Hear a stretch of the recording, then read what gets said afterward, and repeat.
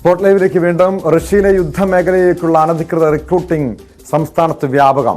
വിവിധ ജില്ലകളിൽ നിന്ന് നൂറുകണക്കിന് പേരാണ് തട്ടിപ്പിനിരയായത്. വിദേശത്ത് ഉയർന്ന ശമ്പളത്തിൽ ജോലി നൽകാമെന്ന് റിക്രൂട്ടിംഗ് ഏജൻസികളുടെ വാഗ്ദാനങ്ങളിൽ വീഴുന്നവരാണ് തട്ടിപ്പിന് ഇരകളാകുന്നത്.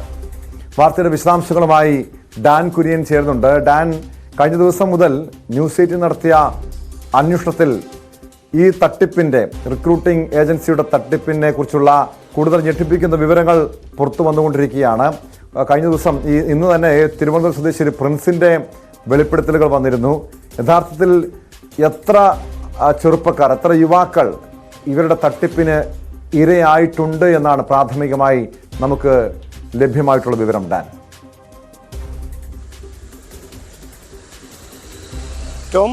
തിരുവനന്തപുരത്തെ തീരമേഖലയായ അഞ്ചുതെങ്ങിൽ നിന്നുള്ള 3 യുവാക്കളാണ് സെക്യൂരിറ്റി ജോലിക്കെന്ന പേരിൽ കഴിഞ്ഞ ജനുവരി മാസം 3-ാം തീയതി തിരുവനന്തപുരത്ത് നിന്ന് വിമാനം കയറിയത്. അവർ റഷ്യയിലെ മോസ്കോയിലാണ് ആദ്യം എത്തിയത്. പിന്നീട് അവർക്ക് ഒരു 2 ആഴ്ചത്തെ പരിശീലനം നൽകിയതിനു ശേഷം ചില ഡോക്യുമെന്റുകൾ, റഷ്യൻ ഭാഷയിൽ എഴുതിയ ചില ഡോക്യുമെന്റുകൾ ഒപ്പിട്ട് നൽകുന്നതിന് വേണ്ടി കൈമാറി.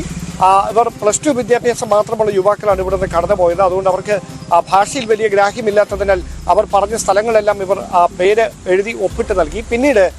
പിന്നീട് സംഭവിച്ചത് അസാധാരണമായ അപ്രതീക്ഷിതമായ കാര്യങ്ങളാണ്. അവരെ യുക്രൈനുമായി യുദ്ധം ചെയ്യുന്ന യുദ്ധമുഖത്തേക്ക് ഈ അഞ്ചുതെങ്ങ് സ്വദേശികളായ 3 യുവാക്കളെ എത്തിക്കുകയായിരുന്നു. അതിൽ വിനീത്, പ്രിൻസ്, ടിനു, ഈ 3 യുവാക്കളെയാണ് ഈ യുദ്ധമുഖത്ത് എത്തിച്ചത്. അതിൽ പ്രിൻസിനാണ് ഈ യുദ്ധമുഖത്ത് വെച്ച് ഉക്രൈൻ സേനയുടെ ആക്രമണത്തിൽ മുഖത്ത് വെടിയേറ്റത്. വളരെ ഗുരുതരമായി പരിക്കേറ്റു. കാലിലും മുഖത്തുമൊക്കെ വലിയ തരത്തിൽ പരിക്കേൽക്കുന്ന സാഹചര്യമുണ്ടായി. പിന്നീട് റഷ്യൻ സേന തന്നെ മോസ്കോയിലുള്ള ഒരു ആരോഗ്യ കേന്ദ്രത്തിലേക്ക് പ്രിൻസിനെ മാറ്റി. അവിടെ നിന്ന് പ്രിൻസ് കുടുംബാംഗങ്ങളെ വിളിച്ച് ഫോണിൽ ബന്ധപ്പെട്ടതോടെയാണ് ഈ മക്കൾ കെണിയിൽപ്പെട്ടിരിക്കുന്ന കാര്യം ഈ 3 കുടുംബങ്ങളിലുള്ളവർ അറിയുന്നത്. പക്ഷേ അപ്പോഴും ഈ വിനീതും ടിനുവും ഇപ്പോഴും യുദ്ധമുഖത്ത് തന്നെ തുടരുകയാണ്. അവർ യുക്രൈൻ അതിർത്തിയിലുള്ള ലിസ്റ്റുചൻസ് എന്ന സ്ഥലത്താണ് അകപ്പെട്ടിരിക്കുന്നത് എന്നാണ് നമുക്ക് ഇന്നലെ പുറത്തു വന്ന ശബ്ദരേഖയിലൂടെ മനസ്സിലാക്കാൻ കഴിഞ്ഞിരിക്കുന്നത്. ഇവരെ അവിടെ നിന്ന് രക്ഷപ്പെടുത്തുന്നതിന് വേണ്ടിയിട്ടുള്ള ശ്രമം വിദേശകാര്യ മന്ത്രാലയത്തിന്റെ ഭാഗത്ത് നിന്ന് ആരംഭിച്ചിട്ടുണ്ടെങ്കിലും അത് കാര്യക്ഷമമല്ല എന്ന് പ്രിൻസ് തന്നെ ഇന്ന് നമ്മളോട് സംസാരിച്ചപ്പോൾ വ്യക്തമാക്കിയിട്ടുണ്ട്. എംബസി അധികൃതർ ഈ ട്രാവൽ പേപ്പർ നൽകാൻ വിസമ്മതിക്കുന്നത് കൊണ്ട് ഇന്ത്യൻ എംബസിയുടെ ഇടപെടൽ അനിവാര്യമാണ്. ആ രീതിയിലുള്ള നടപടികളിലേക്ക് കടന്നിട്ടുണ്ടോ? ഇന്ത്യൻ എംബസി ഇവരുടെ ഈ വിഷയം അറിഞ്ഞിട്ടുണ്ടോ? എന്താണ് ഇവർ നാട്ടിലേക്ക് എത്താൻ, അതായത് ഇവരെ രക്ഷപ്പെടുത്താനുള്ള ഒരു തടസ്സമായി നിൽക്കുന്നത് എന്താണ്? ഡാൻ,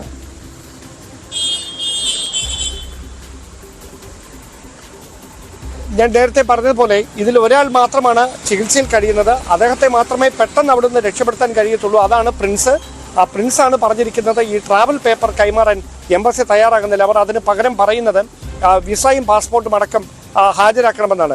അതോടൊപ്പം തന്നെ മോസ്കോ പോലീസിൽ ഈ കബളിപ്പിക്കപ്പെട്ടതിനെ സംബന്ധിച്ച പരാതി നൽകണമെന്ന ആവശ്യവും ഈ എംബസി ഉദ്യോഗസ്ഥർ പ്രിൻസിനെ ഫോണിൽ ബന്ധപ്പെട്ട് അറിയിച്ചിട്ടുണ്ട്. പക്ഷേ പുറത്തേക്ക് ഇറങ്ങിയാൽ മോസ്കോയിൽ കഴിഞ്ഞ ദിവസം ഭീകരാക്രമണം ഉണ്ടായ പശ്ചാത്തലത്തിൽ അതീവ സുരക്ഷയിലാണ് മോസ്കോ നഗരം. അതുകൊണ്ട് പുറത്തേക്ക് ഇറങ്ങിയാൽ അവിടെ നിന്ന് അറസ്റ്റ് ചെയ്തുകൊണ്ട് പോകുന്ന സാഹചര്യം ഉണ്ടാകും. അതുകൊണ്ട് പുറത്തിറങ്ങാനോ ഈ സ്റ്റേഷനിലേക്ക് പോകാനുള്ള ഒരു പണം പോലും കൈവശമില്ല എന്നും വലിയ ദയനീയമായ സാഹചര്യത്തിൽ പ്രിൻസ് നമ്മളോട് വ്യക്തമാക്കിയിട്ടുണ്ട്. പക്ഷേ അപ്പോഴും എംബസി അധികൃതർ എന്തുകൊണ്ടാണ് ഈ ട്രാവൽ പേപ്പർ കൈമാറാൻ വിസമ്മതിക്കുന്നത് എന്ന കാര്യത്തിൽ അവ്യക്തത തുടരുകയാണ്.